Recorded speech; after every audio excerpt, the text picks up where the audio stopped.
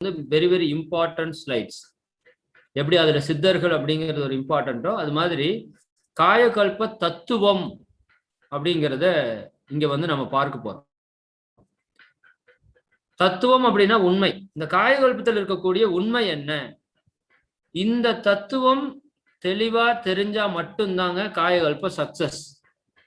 இந்த தத்துவம் அவங்களுக்கு கரெக்டா போய் ரீச் ஆகல அப்படின்னா அந்த காயகல்பம் நம்ம சக்சஸ்ன்னு சொல்ல முடியாது. சரிங்களா? ஏன்னா இந்த புரிதல் வந்தால் மட்டுமே அவர்கள் அந்த காயகல்பத்தை ஆழமாக தொடர்ந்து செய்வார்கள். சரி, இதுல 5 விஷயம் இருக்கு. இதுல ஒரு சிலர் அந்த முன்ன பின்ன நம்ம சொல்லுவோம், அப்படி வேண்டாம்.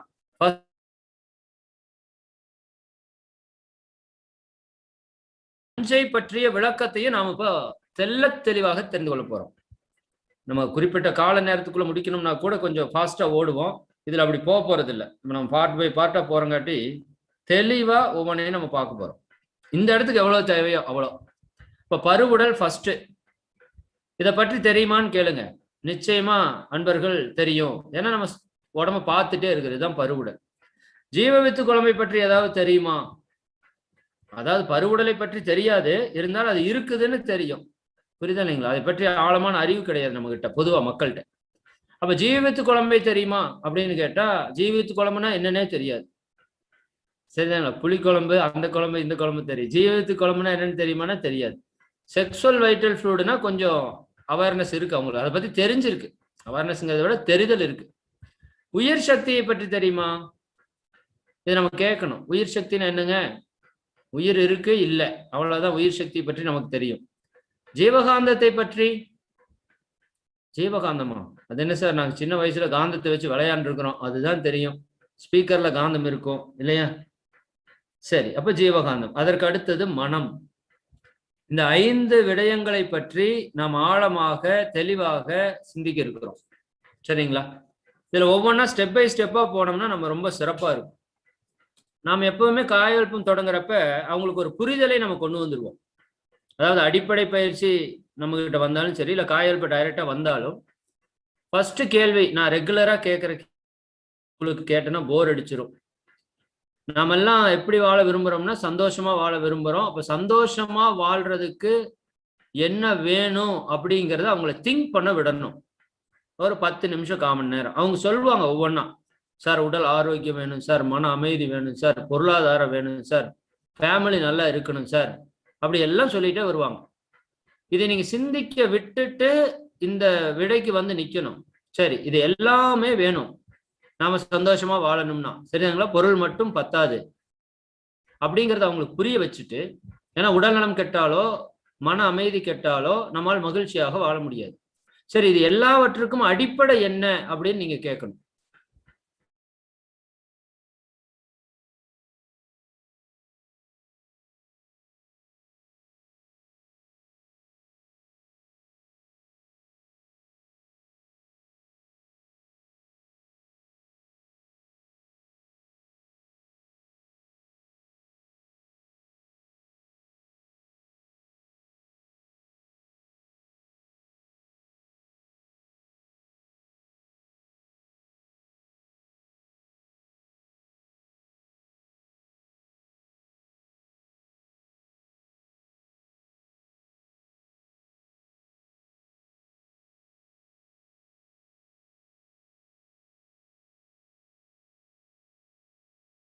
பிரச்சனை மனசுல கொஞ்சம் பிரச்சனை, ரெண்டையும் சரி பண்ணிட்டு ஹோல் ப்ராப்ளம் சால்வ். அவ்வளவுதான்.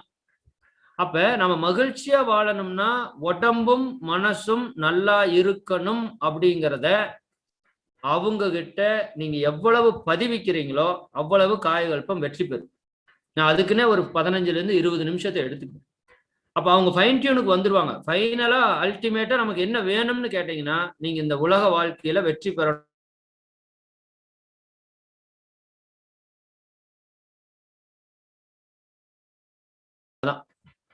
இந்த ரெண்டையும் பிடிச்சி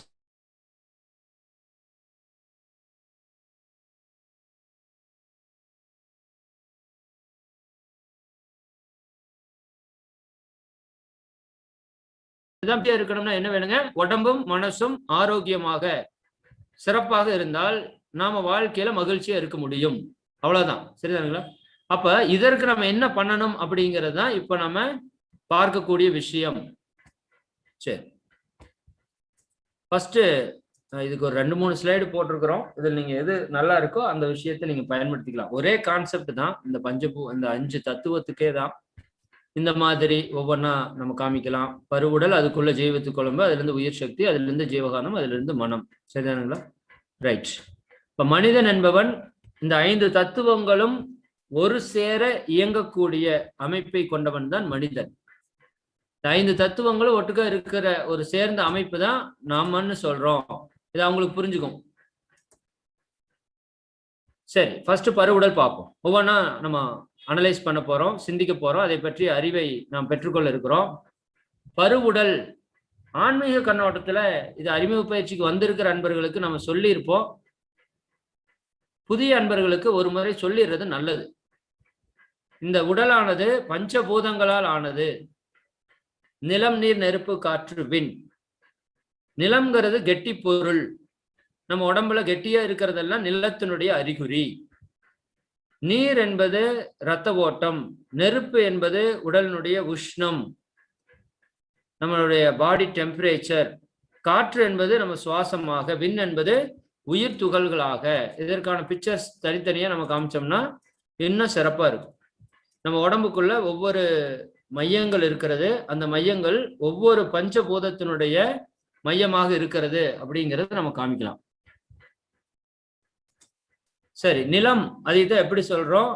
பருவுடல், எலும்பு, தசை, உள்ள இருக்கிற உறுப்புகள், நகம், முடி, இதெல்லாமே எதனுடைய வெளிப்பாடு? நிலத்தினுடைய வெளிப்பாடு. உடம்புல இருக்கிற கெட்டியான பொருள் எல்லாமே நிலத்தினுடைய வெளிப்பாடு. சரிதாங்களா? அதுக்கு அடுத்தது நீர். நீர், ரசம், ரத்தம், ஜீரண நீர்கள், சிஎஸ்எஃப் அப்படிங்கிறது எல்லாமே நீரினுடைய தன்மை கொண்டது. அதற்கு மையம் இருதயம். நெருப்பு, உடல் வெப்பம், ஜடராக்னி அப்படின்னு சொல்லிட்டு நம்ம அடிவயிற்றில் இருக்கக்கூடிய அந்த வெப்ப சக்தி. உடல்ல நம்ம உடம்புல 98.6 டிகிரி ஃபாரன்ஹீட், 36.7 டிகிரி செல்சியஸ் உடல்ல வெப்பநிலை. அது நெருப்பினுடைய தன்மையாக இயங்கி கொண்டிருக்கிறது. அதே போல காற்றினுடைய தன்மையாக நம்ம உடம்புல இருக்கக்கூடியதுதான் சுவாசம். நம்ம மூச்சு இழுக்கிறோம், மூச்சு போகுது, ஆக்சிஜன், கார்பன் டை ஆக்சைடு. இது காற்றினுடைய தன்மையா இருக்கு. இப்ப ஆகாயம் எப்படி இருக்கு அப்படின்னு கேட்டீங்கன்னா நிச்சயமா அவங்களுக்கு தெரியாது. கண்டிப்பா ஒரு டவுட்டபிள்குள்ள வருவாங்க. ஆகாயம் எப்படி இருக்கு அப்படிங்கிறது தான் இன்னைக்கு நாம கற்றுக்கொள்ளக்கூடிய பயிற்சியினுடைய ஒரு உச்சகட்டமான சீக்ரெட். ஆகாயம் தான் நம்ம உடம்புல உயிராக இருக்கிறது. உயிர் கண்ணுக்கு தெரியுமா? கண்ணுக்கு தெரியாது. ஆகாயம் கண்ணுக்கு தெரியுமா? கண்ணுக்கு தெரியாது. அப்ப வெளியில இருக்கிற ஆகாய சக்தி தான் நம்ம உடம்புக்குள்ள உயிர் சக்தியாக இருந்து கொண்டு இருக்கிறது அப்படிங்கிறத நம்ம அவங்களுக்கு அந்த இடத்துல தெளிவு பண்ணலாம்.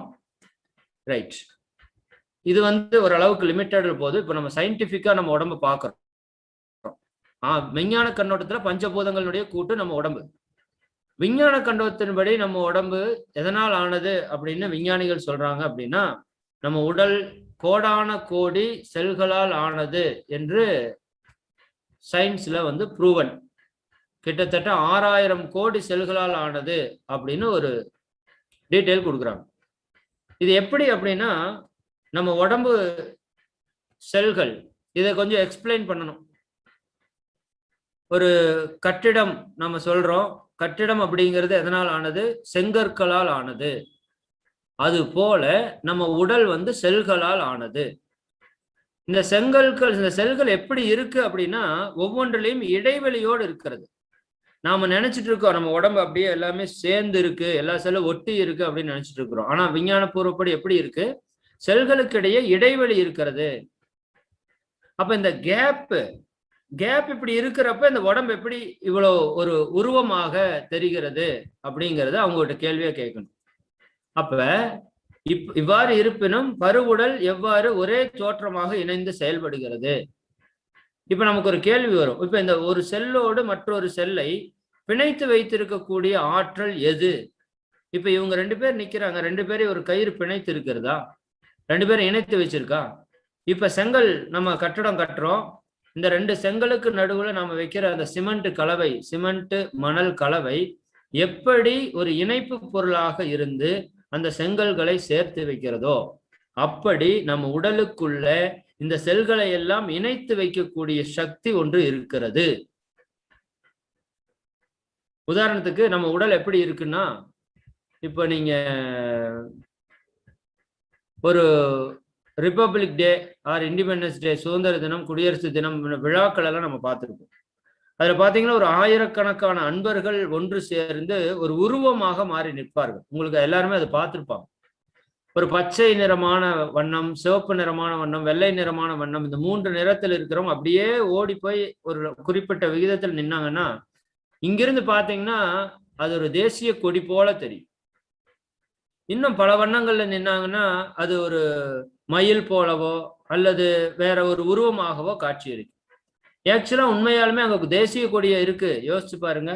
இல்ல, மனிதர்களுடைய தொகுப்பு அங்க தேசிய கொடி போல காட்சி அளிக்கிறது. அது மாதிரி இங்க நம்ம செல்களுடைய தொகுப்பு நம் பரு உடலாக காட்சி அளிக்கிறது. இதெல்லாம் ஒண்ணு சேர்ந்து நிற்கிறப்பதான் அப்படி. சரி, இந்த இடத்துல இணைப்பு பொருளாக இருக்கிற செங்கலுக்கு சிமெண்ட் இணைப்பு பொருளா இருக்கிறது போல நம்ம உடம்புல இந்த செல்களை இணைத்து பிடிச்சு வச்சிருக்கிறது யாரு அப்படின்னு கேட்டீங்கன்னா, அதுக்கு ஒரு வீடியோ, அதுல வீடியோ இது வரைக்கும் ப்ரெசென்ட் பண்ணதில்ல. ஒரே நிமிஷம் வீடியோ ப்ரெசென்ட் பண்றேன், உங்களுக்கு தெரியுதான்னு பாருங்க. ஏன்னா இது கொஞ்சம் அவங்களுக்கு ஒரு பிடிச்ச விஷயம்னு வச்சுக்கோங்களேன். ஒரே நிமிஷம்.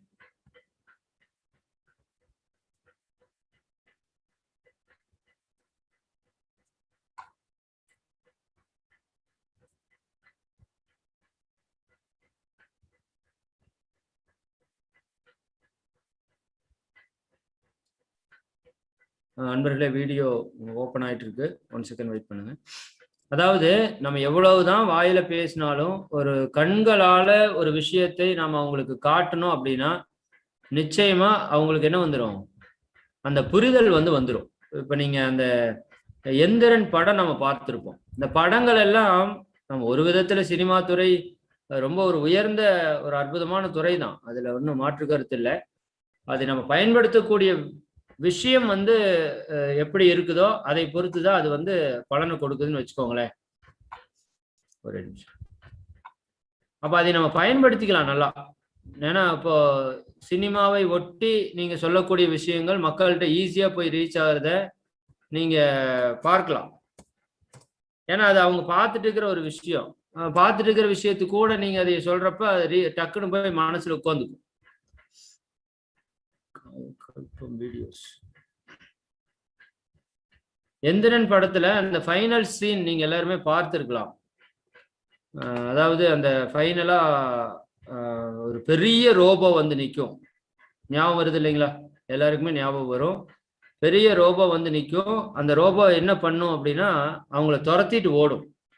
எப்படி அந்த பெரிய ரோபோ ஆயிருக்கு அப்படின்னு கொஞ்சம் நீங்க யோசிச்சு பார்த்தீங்க அப்படின்னா, அந்த சின்ன சின்ன ரோபோ எல்லாமே சேர்ந்து ஒரு மிகப்பெரிய ராட்சச ரோபோ மாதிரி விரிந்து நிற்கிறத நம்ம பார்க்க முடியும். அப்ப அது மாதிரி நம்மளுடைய உடல் அப்படிங்கிறது பெரிய பருவுடலா இருந்தாலும் அதனுடைய அடிப்படையா இருக்கிறது அந்த விஷயம்தான், அந்த செல்கள் தான். அதுல குறிப்பாக அந்த கடைசியா அவர் போய் பிடிக்கிறப்ப போவாங்க அங்க வீடியோஸ். ஓகே,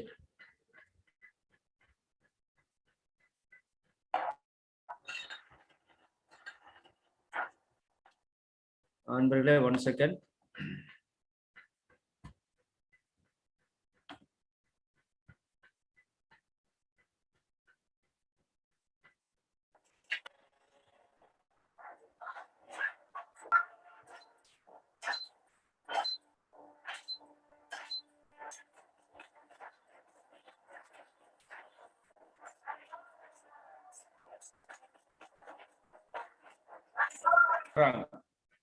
மேக்னெட் பவரை கட் பண்றாங்கன்னு வச்சுக்கோங்களேன்.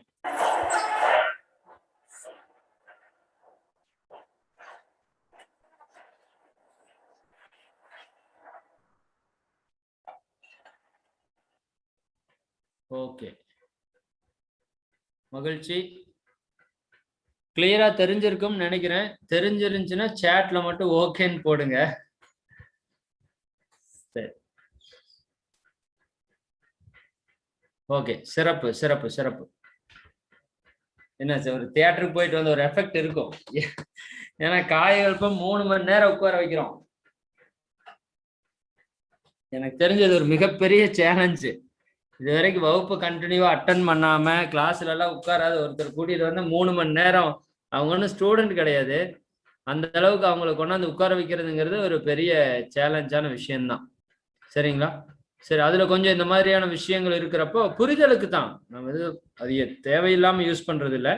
அப்ப இதை கேட்டீங்கன்னா புரிஞ்சிடும். அந்த பெரிய ரோபோ எதுல சார் ஆயிருக்கு அப்படின்னா சின்ன சின்ன ரோபோ சேர்ந்துருக்கு. எப்படி சேர்ந்திருந்தது? மேக்னெட் பவர் இழுத்து பிடிச்சி வச்சிருக்கு. இப்ப என்ன பண்ணாங்க, அந்த மேக்னெட் பவரை கட் பண்ணிட்டாங்க. நீங்க விளையாட்டுக்கு சொல்லலாம், அந்த ஊசி, நம்ம ஒரு காந்தத்தை வச்சு கீழே ஊசி அப்படியே அடுக்குவோம், குண்டு குண்ட ஊசிய பின்னூசி இருக்கு இல்லைங்களா, அதை அடுக்கி விளையாண்டுருப்போம், உங்களுக்கு தெரியும். இல்லாட்டி பின்னூசி, பின்னு குத்துற ஊசி இருக்கு இல்லையா, அந்த ஊசி அப்படியே அடுக்கி வச்சு விளையாடுவோம். மேல இருக்கிறத பிடிச்சிட்டு அந்த காந்தத்தை எடுத்தீங்கன்னு வச்சுக்கோங்க, கீழே இருக்கிறதெல்லாம் பொல பொலன்னு விழுந்துடும். அப்ப இது போல இந்த படத்துல என்ன பண்றாங்க, மேக்னெட் பவரை டிஸ்கனெக்ட் பண்றாங்க. டிமேக்னடைஸ் பண்ண உடனேயும் அந்த மேக்னெட் பவர் கட் ஆன உடனேயும் தனித்தனியா ரோபோவெல்லாம் பிரிஞ்சு போயிடும். இதே போலதான் நம்ம உடம்புல ஜீவகாந்த சக்தி இருக்கிறது. இதே போல ஒரு மேக்னெட் பவர் நம்ம உடம்புல இருக்குங்க. அந்த மேக்னெட் பவருக்கு மகரிஷி சொல்ற பெயர் பயோ மேக்னட்டிசம்.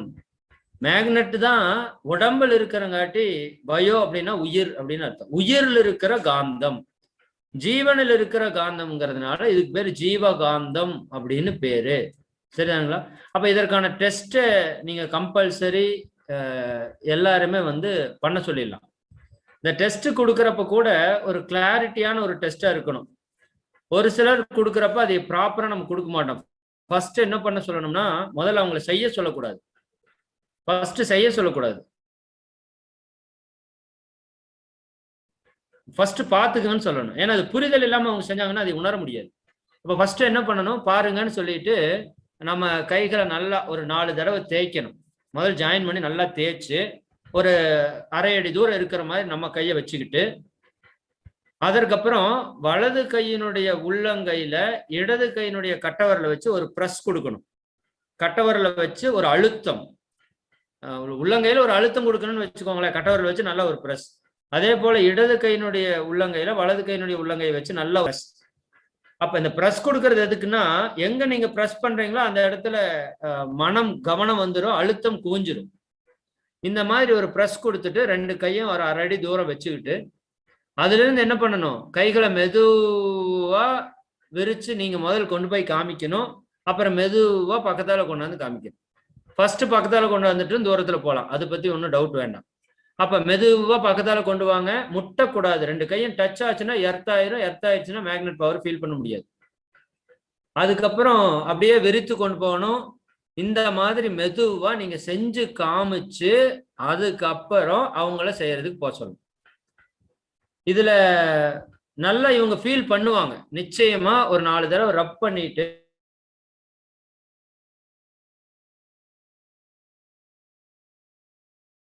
ரெண்டு உள்ளங்கையிலையும் ஒரு பிரஸ் கொடுத்துட்டீங்கனாலே அந்த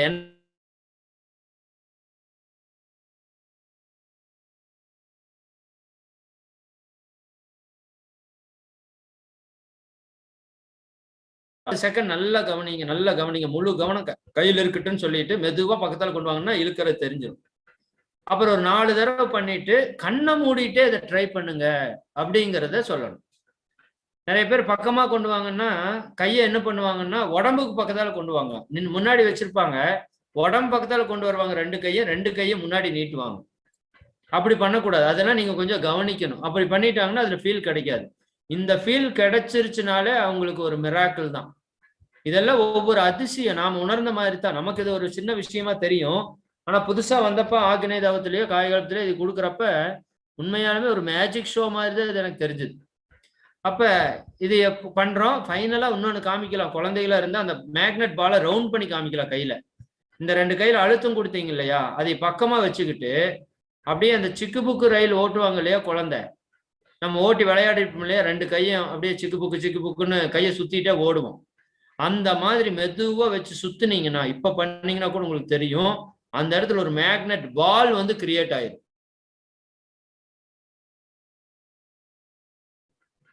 இதெல்லாம் ஸ்கூல் ஸ்டூடெண்ட்ஸ் நடத்துறப்ப இதெல்லாம் சொன்னீங்கன்னா அவன் அப்படியே அவ்வளவுதான், நம்மகிட்ட அடிமையாயிருவான். ஏன்னா இது உண்மை. அங்க இருக்கிற சக்தி இது வரைக்கும் யாரும் நமக்கு காமிச்சது இல்லை. அப்ப நம்ம உடம்புக்குள்ள ஒரு மேக்னெட் பவர் இருக்கு. இந்த மேக்னெட் பவர் தான் நம்ம உடம்புல இருக்கிற எல்லா செல்களையும் இழுத்து பிடிச்சு, எப்படி அந்த ரோபோல மேக்னெட் எப்படி இழுத்து பிடிச்சு ஒட்டி வச்சிருக்கோ, அப்படி இந்த மேக்னெட் பவர் தான் நம்ம உடல்ல இருக்கிற 6000 கோடி செல்களையும் இழுத்து பிடித்து ஒட்டி வைத்திருக்கிறது அப்படிங்கிற விஷயத்த அவங்க கிட்ட ஸ்ட்ராங்கா சொல்லணும். இப்ப இந்த மேக்னெட் பவர் நல்லா இருந்தா தான் நம்ம உடம்பு பக்காவா செல்கள் எல்லாம் இழுத்து பிடிச்சு அது ஒரு ஸ்ட்ரக்சரோட கிளியரா வந்து இருக்கும். அப்ப நம்ம உடம்பு நல்லா இருக்கணும்னா என்ன வேணும்? ஃபர்ஸ்ட் திங்க் இந்த மேக்னெட் பவர் நல்லா இருக்கணும். சரிதாங்களா? அதை வந்து அவங்களுக்கு புரிய வைக்கணும். அப்ப இந்த ஜீவகாந்தத்தினுடைய செயல்பாடுகள் என்ன? உண்மையாலுமே நீங்க வந்து காயகல்பத்துல அவங்களுக்கு நிறைய விளக்கத்துல சொல்ல வேண்டியதுல ரொம்ப கிளியர் கட்டா சொல்ல வேண்டியது ஜீவகாந்தம். ஏன்னா ஜீவகாந்தத்தை வச்சுதான் நாம என்ன பண்ண போறோம்? அதுல இருந்து உயிர் சக்தியை போக்கஸ் பண்ண போறோம், அதிலிருந்து ஜீவ வித்து குழம்பு போக்கஸ் பண்ண போறோம், அதுல இருந்து காயகல்பத்தை போக்கஸ் பண்ண போறோம். நான் என்ன சொல்றேன்னு புரியுது இல்லைங்களா? இப்போ பரு உடலும் மனதும் நல்லா இருக்கணும்னா ஜீவகாந்தம் அவசியம்ங்கிறது அவங்க மனசுல தெளிவாக்கணும். அதற்கப்புறம் அந்த ஜீவகாந்தத்தை உற்பத்தி பண்ணணும்னா உயிர் அவசியத்தை புரிய வைக்கணும். உயிர் அவசியத்தை புரிய வச்சுட்டு ஜீவ வித்து குழம்பினுடைய அவசியத்தை புரிய வைக்கணும். அதற்கப்புறம் காயகல்பத்தை கொடுத்தீங்கன்னா நிச்சயமா அது நல்ல ஒரு ரீச் வந்து அவங்களுக்குள்ள இருக்கு.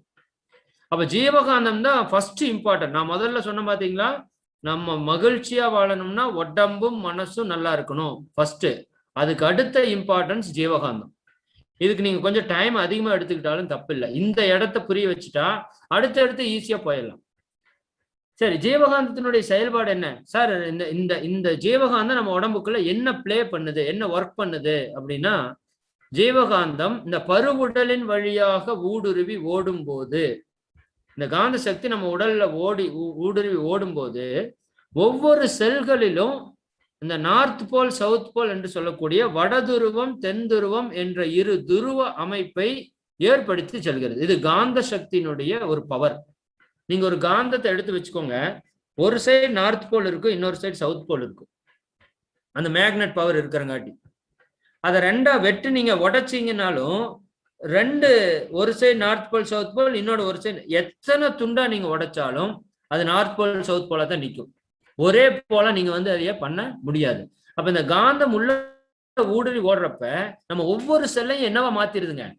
நீங்க அந்த மின்சாரமணி தத்துவம், அது இதுல பிக்சர் போட்டிருக்கணும்னு தெரியல, இருங்க பாக்குறேன், நான் இருந்தா காமிச்சிடுறேன்.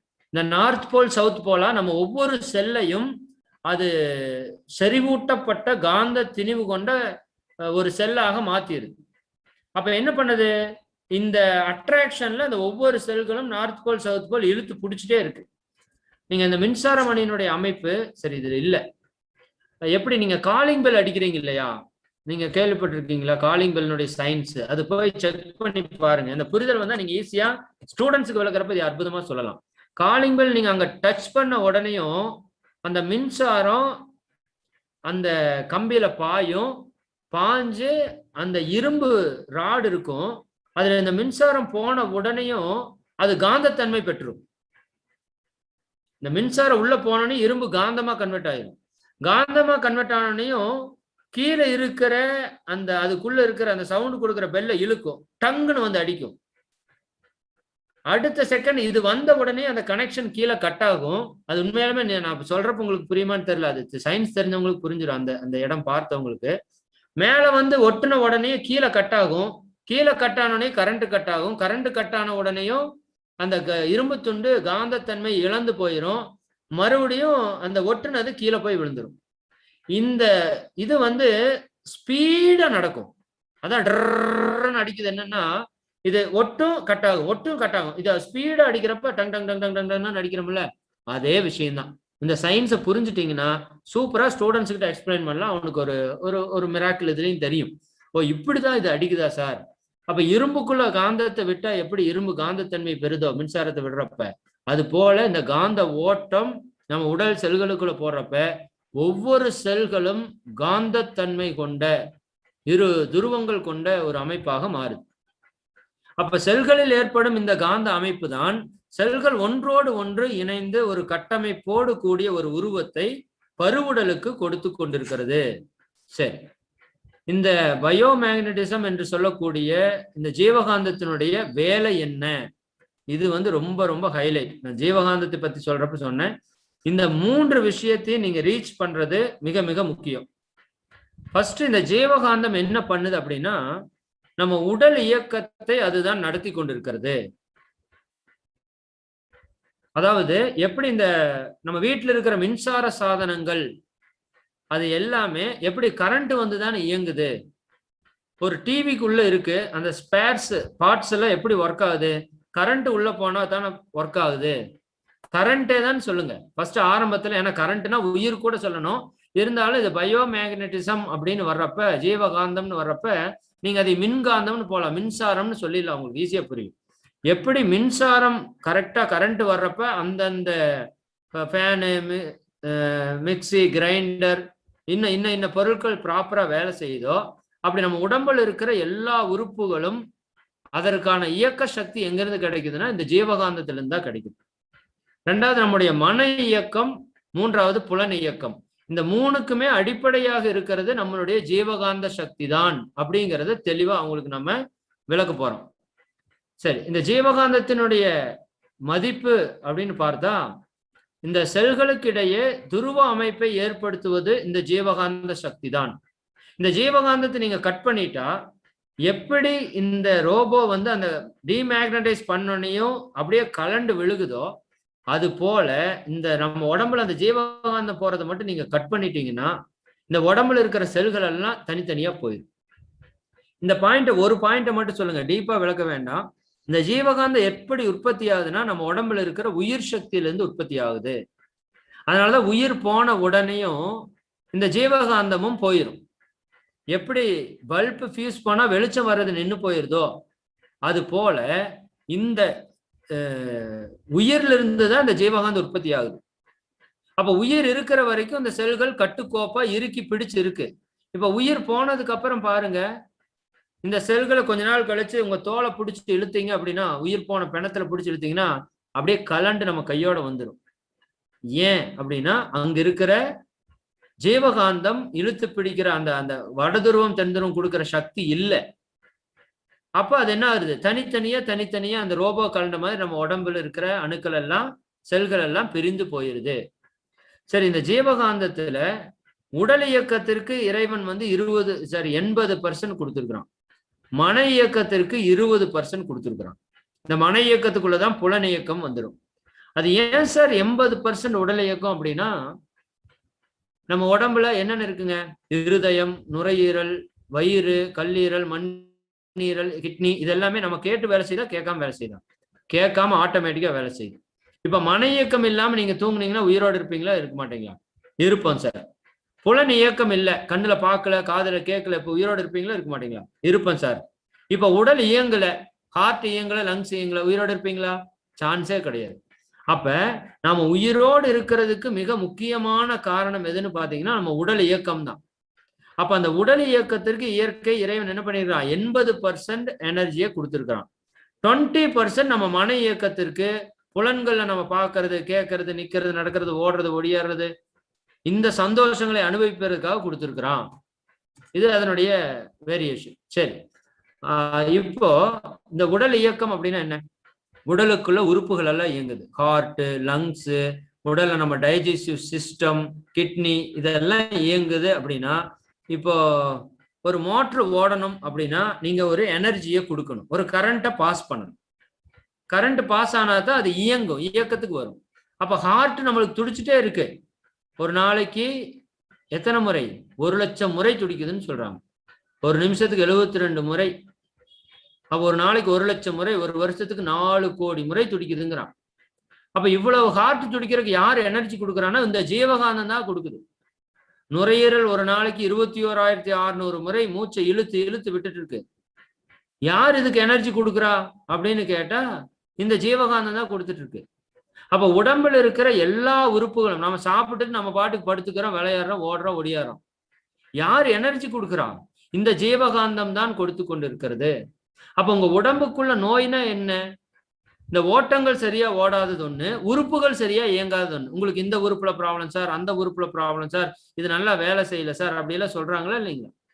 அப்ப இந்த உறுப்புகள் நல்லா இயங்கணும் அப்படின்னா உங்களுக்கு என்ன வேணும் அப்படின்னா, எல்லாருடைய பதிலும் கோரஸா ஜீவகாந்தம் வேணும் சார்.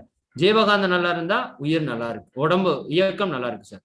எப்படி வீட்டுல கரண்ட்ல வோல்டேஜ் அதிகமா வந்ததுன்னா ப்ராப்ளம், கம்மியா வந்தா ப்ராப்ளம், கரெக்டா வந்தா எப்படி கரெக்டா வேலை செய்யுதோ அப்படி நம்ம உடம்புக்குள்ள உயிர் சக்தி, ஜீவகாந்த சக்தி அளவா இருந்ததுன்னா உடல் உறுப்புகள் எல்லாம் நல்லா வேலை செய்யும். லோ வோல்டேஜ் ஆச்சுன்னு வச்சுக்கோங்க, ஃபேன் மெதுவா சுத்தும், அப்புறம் இன்னும் அடுத்தடுத்த பொருட்கள் எல்லாம் ப்ராப்பரா வேலை செய்யாது, லைட் டிம்மா எரியும். அது போல உங்க உடம்புல ஜீவகாந்த சக்தி குறைஞ்சதுன்னா இந்த உறுப்புகளுக்கு போற எனர்ஜி எல்லாம் குறைஞ்சு உறுப்புகள் இயக்கத்தை நிறுத்தும். ஃபுல்லா ஜீவகாந்தம் நின்றுச்சுன்னா உறுப்பு நிறுத்திடும், இல்லாட்டி ஸ்லோ பண்ணும். அப்ப உடல் இயக்கம் நல்லா இருக்கணும் அப்படின்னா, நீங்க சாப்பிட்ற சாப்பாடு 7 தாதுக்களாக உடம்புக்குள்ள மாறணும் அப்படின்னா, சக்தியா மாறணும் அப்படின்னா அதற்கு ஒரே காரணம் என்னங்க? ஜீவகாந்தம் தான், அதனுடைய செயல்பாடு தான் அப்படிங்கிறது சொல்லணும். சரி, உடல் இயக்கத்திற்குள்ள செல்கள் இருக்கு. செல்கள்ல பலவிதமான செல்கள் இருக்கு. ஒவ்வொரு செல்லும் ஒரு ரசாயன தொழிற்சாலை போல செயல்பட்டு கொண்டிருக்கிறது. இதுல சும்மா சிம்பிளா காமிச்சுக்கலாம், ரொம்ப போனா உடல் இயக்கம் சப்ஜெக்ட் ஆயிரும். நம்ம உடம்புல இதெல்லாம் காமிச்சோம்னா காய்கள் பத்தி நம்மளுக்கு பின்னாடி சொல்றப்ப, இது வந்து கருமுட்டை, சரிதாங்களா? பெண்கள் இருக்கிற கருமுட்டை செல் எப்படி இருக்கும் அப்படின்னு எடுத்திருக்கிற விஷயம். இது ஆண்கள் இருக்கிற உயிர் அணு எப்படி இருக்கு, இது வந்து மசில்ஸ்ல இருக்கக்கூடிய செல், சதைப்பகுதியில் இருக்கக்கூடிய செல், இது குறுக்கு வெட்டு தோற்றம். இது கண்கள் இருக்கக்கூடிய செல், இது முடியில் இருக்கக்கூடிய செல், இது நரம்பு மண்டலத்தில் இருக்கக்கூடிய செல். அப்ப டிஃப்ரெண்ட் டைப்ஸ் ஆஃப் செல்ஸ் வந்து நம்மளுடைய மனித உடல்ல இருக்குது. இந்த செல்களை எல்லாம்,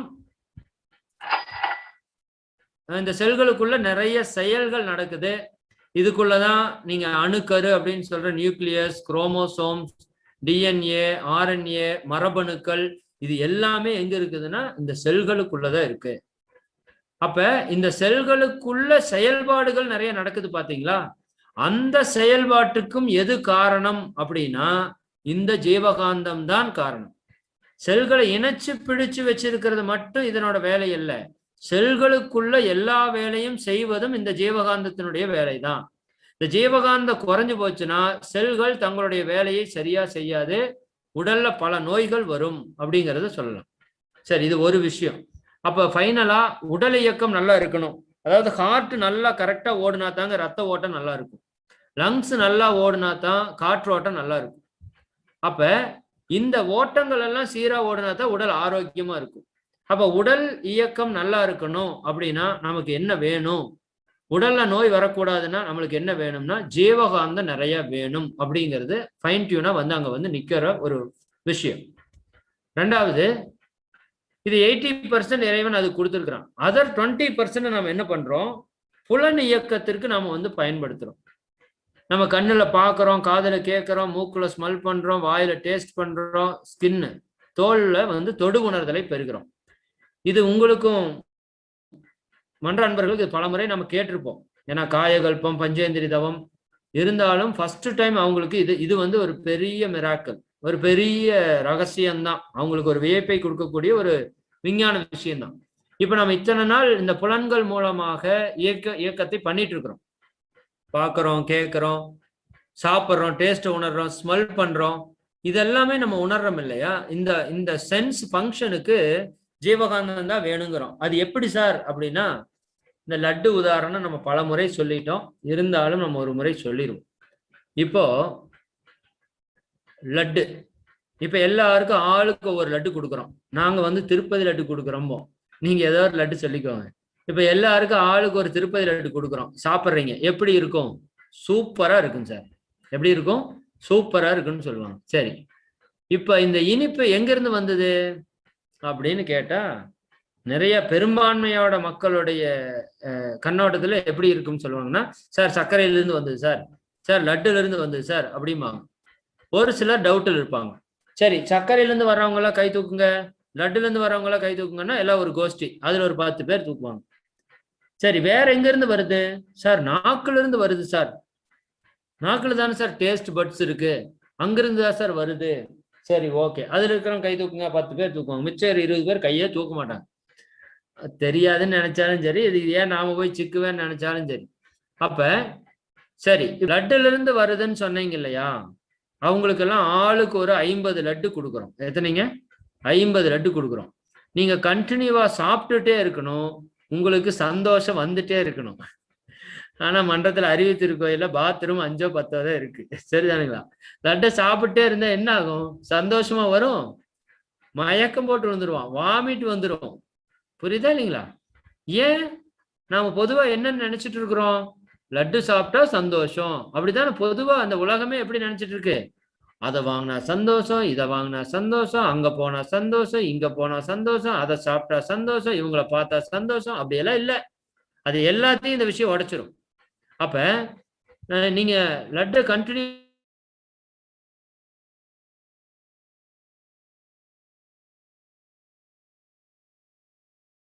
இருந்து சந்தோஷம் வரல அப்படிங்கிற சார். இப்போ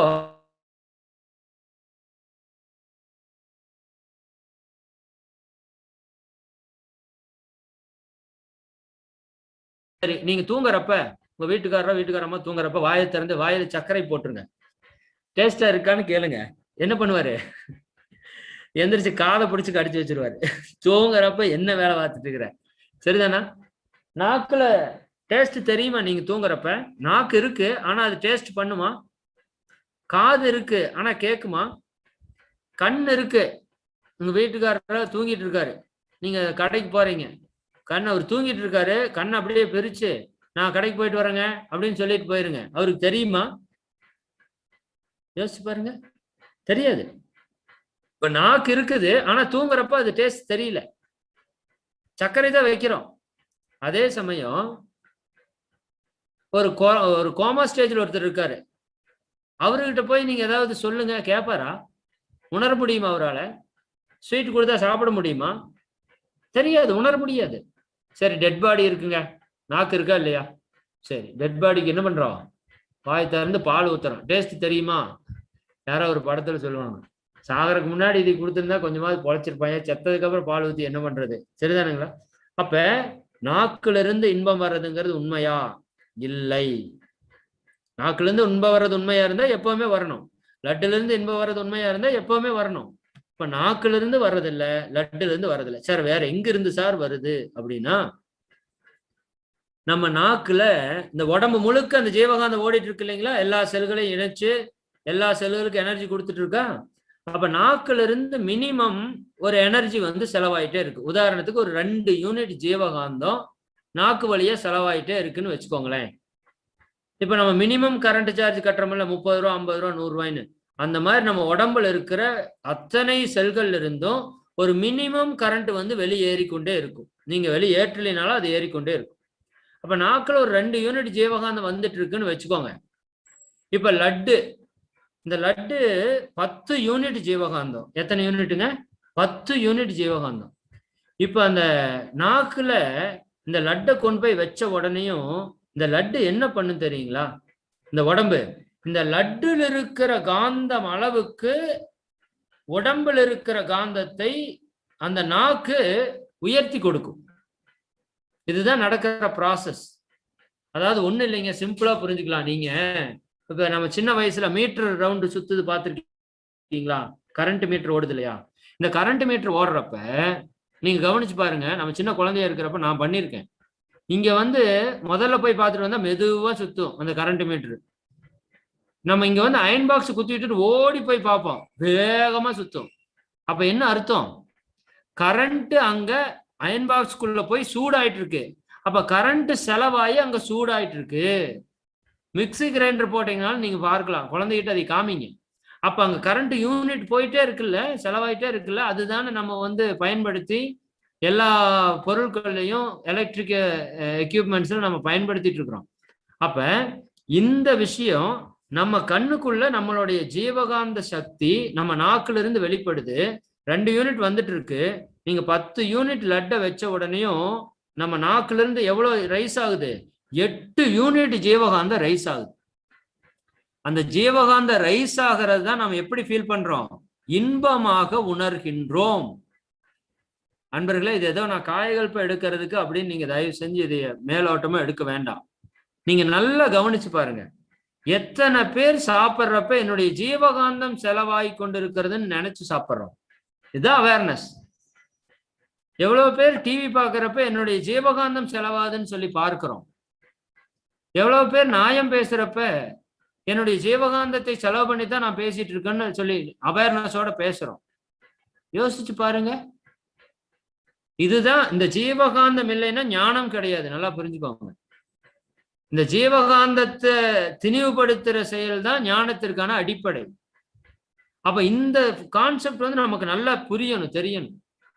அப்ப நாக்குல வைக்கிறோம், 8 யூனிட் ஜீவகாந்தம் உங்க உடம்புல இருந்து ரைஸ் ஆகி செலவாகுது. அதுதான் உங்களுக்கு இன்பமா தெரியுது. இப்ப நம்ம உடம்புல ஒரு 20% கொடுத்துருக்குறாங்களா? இப்ப 2 லட்டு 3 லட்டு சாப்பிட்றீங்கன்னா இந்த காந்தம் தீந்து போச்சுன்னா அதுக்கப்புறம் அது என்ன பண்ணிடும்? எதுக்களிக்கிறக்க ஆரம்பிச்சிடும். சரி சார், இப்ப இன்னொரு உதாரணம் சொல்லுங்க. இது எப்படி சார் ரைஸ் ஆகுறதுங்கிறது நம்ம சரியா புரியுது அப்படின்னா ஒண்ணும் இல்லை. இப்ப லட்டு சாப்பிட்டதுக்கு அப்புறம் ஒரு டீ கொடுங்க. லட்டு சாப்பிட்ட உடனே ஒரு டீ கொடுங்க. அந்த டீயை குடிச்சு பாருங்க, இனிப்பா இருக்குமா? நிச்சயமா இனிப்பா இருக்காது. ஏன் சார் இனிப்பா இல்லை அப்படின்னு கேட்டீங்கன்னா, அப்போ டீல சர்க்கரை இல்லையா? சர்க்கரை இருக்கு. இந்த ஏதோ படத்துல வந்த மாதிரி இருக்கு, ஆனா இல்லை. டீயை சாப்பிட்டு இருக்கிறோம், சர்க்கரை இருக்கு டீயில, ஆனா நமக்கு டேஸ்ட் தெரியல. ஏன் டேஸ்ட் தெரியல? அதாவது நீங்க இனிப்பு லட்டை சாப்பிட்டங்காட்டி 10 யூனிட் பீக்ல இருக்கிறீங்க. இப்ப இனிப்புல போட்ட அளவுக்கு லட்டுல போட்ட அளவுக்கு இனிப்பை சர்க்கரையில போட மாட்டோம். சர்க்கரையில 1 ஸ்பூன் 2 ஸ்பூன் போடுவீங்க. அப்ப அதனோட இப்ப நம்ம நாக்குனோட யூனிட் 2, டீ காஃபியில் இருக்கிற சர்க்கரையினோட யூனிட் 5, லட்டுல இருக்கிற சர்க்கரை யூனிட் 10. இப்ப நம்மளோட நாக்கு 10 யூனிட்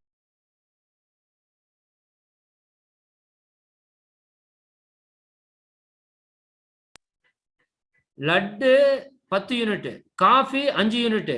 இப்ப லட்டு 10 யூனிட்டுக்கு முன்னாடி கொண்டு போய் நீங்க காஃபியை உள்ள வச்சீங்கன்னா அது எடுக்குமா? உதாரணத்துக்கு இப்போ நான் உங்கள்கிட்ட பேசிட்டு இருக்கேன், நீங்க வீட்டுல போன்ல வச்சு கேட்டுட்டு இருக்கீங்க. இப்போ ஹையஸ்ட் சவுண்டா உங்க வீட்டுல டிவி வேல்யூம் வச்சுட்டாங்க, உங்களுக்கு நான் பேசுறது கேட்குமா? யோசிச்சு பாருங்க. கேட்கறதுக்கு வாய்ப்பே இல்லை. ஏன் கேட்கல சார்? கேட்க வேண்டியதானே அப்படின்னா ஏன் கேட்கல? அந்த பெரிய சவுண்டு நம்மளை என்ன பண்ணுதுங்க? சின்ன சவுண்டை கேட்கறதுக்கு விடாம பண்ணுது. அது போல இங்க பீக்கில் இருக்கு நம்ம நாக்குல காந்தம் 10 யூனிட்ல பீக்கில் இருக்கு. இப்ப நீங்க 5 யூனிட் காபியவோ டீயவோ அதை விட கம்மியான ஸ்வீட்டை எதை சாப்பிட்டாலும் உங்களுக்கு டேஸ்ட் தெரியாது. அப்புறம் நம்ம என்ன சொல்லுவோம்? ஒரு அரை மணி நேரம், சரிதாங்களா, ஒரு 10 நிமிஷம் 1/4 மணி நேரம் விட்டுட்டீங்கன்னா அந்த 10 யூனிட் பீக்ல போனது அப்படியே என்ன ஆகும்? கொஞ்சம் கொஞ்சமா டவுன் ஆகி 2 யூனிட்டுக்கு வந்துடும். ஒரு 1/4 மணி நேரம் கழிச்சு டீயை குடிச்சு பாருங்களேன், சூப்பர் டேஸ்டா இருக்கும். அதே டீ தான் இனிக்கும். அப்ப இந்த தத்துவத்தை புரிய வைக்கணும் உங்களுக்கு. அப்ப நம்ம நாக்குல இருந்து எப்படி நம்ம இன்பத்தை உணர்றோம், இந்த புலன்கள் எப்படி வேலை செய்யுதுன்னா, இந்த ஜீவகாந்தம் செலவாகிறது தான் நம்ம நாக்குல இன்பமாக உணர்கிறோம். காது வழியா நீங்க கேட்கறீங்க அப்படின்னா என்ன அர்த்தம்? உங்களுடைய ஜீவகாந்தம் காது வழியா செலவாகிறது தான் நீங்க கேட்டு உணர்றீங்க. மூக்கு வழியா அந்த காந்தம் செலவாகிறது தான் நம்ம ஸ்மெல்லா உணர்றோம், வாசனையாக. கண்கள் வழியாக நம்ம ஜீவகாந்தம் செலவாகிறது தான் நம்ம பார்த்து உணர்றோம். உடலின் வழியாக ஜீவகாந்தம் செலவாகிறது தான் தொடுதல் உணர்வு. அப்ப எப்படி ஒரு கரண்ட் செலவில்லாம மின்சார கருவி இயங்காதோ அப்படி நம்ம உடம்புல ஜீவகாந்த செலவு இல்லாம நம்ம உடல் உறுப்புகள் புலன்கள் இயங்காது, இன்பத்தை அனுபவிக்காது. இது தெளிவா உங்களுக்கு விளக்க வேண்டிய விஷயம். சரி, இன்னொரு விஷயம் பாருங்க. இந்த ஜீவகாந்தம் எதுலேருந்து உற்பத்தி ஆகுது? நம்ம அப்படியே சொல்லி இருக்கிற ஒரு முறை. எதுலேருந்து உற்பத்தி ஆகுதுன்னு சொல்லியிருக்கிறோங்க? உயிரிலிருந்து உற்பத்தி ஆகுதுன்னு சொல்லியிருக்கிறோம். இப்ப நம்ம அம்மா வந்து வீட்டுல சத்தம் போடுவாங்க பாத்தீங்களா? உசுறு போ கத்துறேன், இந்த நாய் கேக்குதான்னு பாத்தியா, அப்படி சத்தம் போடுவாங்க. ஆண்கள் என்ன சொல்லுவாங்க? உசுரை கொடுத்து உழைக்கிறேன், சரிதானா, என்னை ஏதாவது கரெக்டா கவனிக்கிறீங்களா, இப்படி எல்லாம் சொல்றோமா இல்லையா? இது எப்படி இந்த வார்த்தை வந்தது பாருங்க. நம்ம முன்னோர்களோட வாழ்க்கை எப்படி இருந்திருக்கு பாருங்க. ஞான வாழ்க்கையா இருந்திருக்குங்கிறதுக்கு இதெல்லாம் அடையாளம். உசுரை கொடுத்து கத்துறேன் அப்படின்னு என்ன அர்த்தம்? உசுரை கொடுத்து உழைக்கிறேன் என்ன அர்த்தம் சொல்லுங்க? என்னுடைய உயிர் சக்தி செலவாய்த்தான் நான் கத்திட்டு இருக்கிறேன்னு பாமரனுக்கும் தெரிய வைத்த ஒரு பண்பாடு இங்க இருந்திருக்கு. சரிங்களா? அப்ப உண்மையாலுமே அந்த ஜீவகாந்தம் எதுல இருந்து உற்பத்தி ஆகுது? உயிர்ல இருந்து உற்பத்தி ஆகுது. இப்ப நான் எப்படி பேசிட்டு இருக்கேன்? உசுரை கொடுத்து பேசிட்டு இருக்கிறேன். கரெக்டு தானுங்க? நீங்களும் கரெக்ட், சும்மாவெல்லாம் கேட்கல சார், நாங்களும் உசுரை கொடுத்து தான் சார் கேட்டுட்டு இருக்கிறோம், பார்த்து அளவா எடுங்க அப்படிங்கிறீங்க இல்லையா? சரிதானே? சரி, நிறைவு தருணத்துக்கு வந்துட்டோம். இந்த கான்செப்டோட நம்ம நிறைவு பண்ணிக்குவோம். ஏன்னா அன்பர்கள் உள்ள வர்றவங்க அப்படியே கொஞ்சம் கொஞ்சமா வெளியே போறாங்க, பிஸி ஆயிட்டாங்க போல. சரிங்களா? 4 மணிக்கு நம்ம ப்ரோக்ராம் வச்சதனுடைய நோக்கமே கரெக்டா 5:30க்கு முடிச்சிடணும் அப்படிங்கிற ஒரு நோக்கத்துல தான் வச்சிருக்கோம். இன்னொரு 2-3 மினிட்ஸ்ல நான் கம்ப்ளீட் பண்ணிடுறேன். இந்த கான்செப்ட் முடிச்சுட்டு அடுத்த தடவை பார்ப்போம். அப்ப இந்த விஷயத்தை நீங்க ஆழமாக அவர்கள் மனதில் பதிய வைக்கணும். நம்மளுடைய புலன்கள்ல நாம் அனுபவிக்கிற இன்பம் ஜீவகாந்தம் செலவால தான் நடக்குது. அப்ப ஜீவகாந்தத்தை நீங்க நிறைய வச்சிருந்தீங்கன்னா, குழந்தைங்க சாப்பிட்ற மாதிரி பெரியவங்க உணவை சாப்பிட முடியாது. குழந்தை 5 லட்டு 6 லட்டு சாப்பிடுவான். நீங்க 2 லட்டு சாப்பிட்டாலே காந்தம் ஃபுல்லா காலியாயிடும். ஏன்? குழந்தைகிட்ட ஜீவகாந்தம் பொட்டன்ஷியலா இருக்கு. அப்ப உங்களுடைய ஜீவகாந்தம் நல்லா இருந்தா நாக்குல நல்லா டேஸ்ட் பண்ணலாம், மூக்குல நல்லா ஸ்மெல் பண்ணலாம், கண்ணுல நல்லா பார்க்கலாம், காதுல நல்லா கேட்கலாம். அப்ப இந்த புலனியக்கம் எல்லாம் நல்லா இருக்கணும்னா ஜீவகாந்தம் நல்லா இருக்கணும். புரியுது இல்லைங்களா? நீங்க இயற்கையில நம்ம சமுதாயத்துல உலகத்துல இருக்கிற இன்பங்களை அனுபவிக்கணும்னா இந்த புலன்களை வச்சுதான் அனுபவிக்கணும். இந்த புலன்களை விட்டுட்டீங்கன்னா இன்பம் கிடையாது இந்த வாழ்க்கையில. அப்ப இந்த புலன் இன்பங்களை நாம் அனுபவிக்கணும்னா, இந்த உலக இன்பங்களை அனுபவிக்கணும்னா, நீங்க உலகத்துல எந்த சாப்பாடு சாப்பிட்டாலும் இந்த வாயில இந்த நாக்குல தான் சாப்பிடணும். உலகத்தையே சுத்தி பார்த்தாலும் நம்ம கண்ணுல தான் பார்க்கணும். அப்ப இந்த புலனியக்கம் நல்லா இருக்கணும்னா அதற்கு மிக முக்கியமான அடிப்படை காரணம் நம்ம ஜீவகாந்தம் தான். அப்ப உடல் இயக்கம் நல்லா இருக்கணும்னா என்ன வேணுங்க? ஜீவகாந்தம். புலனியக்கம் நல்லா இருக்கணும்னா என்ன வேணும்? ஜீவகாந்தம். இந்த ஜீவகாந்தம் தான் பஞ்சத்தன் மாத்திரைகள்லாம் அவங்களுக்கு புரியாது, சும்மா சொல்லி வச்சுக்கலாம். ஜீவகாந்தத்தின் செயல்பாடுகள் பஞ்சத்தன் மாத்திரைகள் சொல்ற, பஞ்சபூதங்கள்ல இருந்து சக்தி வெளிப்படுறது. சரி, நம்ம உடம்புல 5 புலன்கள் இருக்கு. தோல், நாக்கு, மூக்கு, கண்ணு, காது. இந்த ஜீவகாந்தம் இந்த 5 புலன்கள் வழியா வேலை செய்யறப்ப நாம தொடுதல் அழுத்தமாக, நாக்குல சுவையாக, மூக்குல வாசனையாக, மண் வாசனைன்னு சொல்றோம் இல்லையா? அடுத்தது கண்கள்ல வெளிச்சமாக ஒளியாக, காதுகள்ல ஒளியாக அதாவது சப்தமாக நாம் உணர்கிறோம். இந்த ஜீவகாந்தம் இல்லைன்னா இந்த 5 புலன்களும் வேலை செய்யாது. இன்பத்தை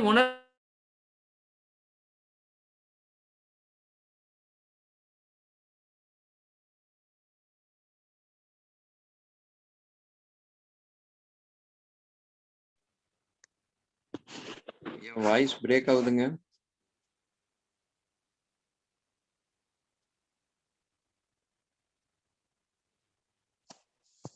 வாழ்க வளமுடன்.